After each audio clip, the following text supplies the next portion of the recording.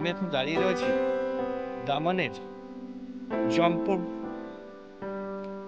বিচে।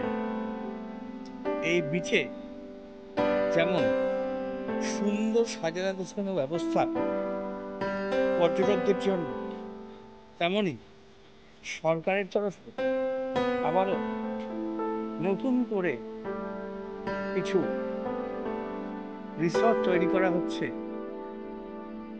সমুদ্র উপকূলে।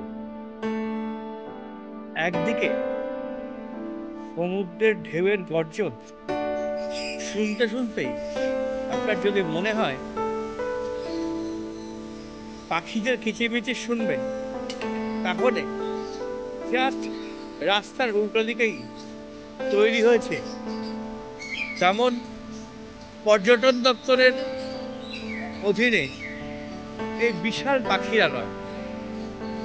একদিকে সমুদ্রের গর্জন, আর তারপরেই পাখিদের করতাল মিলেমিশে পুরো একাকার তেমনের এই চম্পট বিচে।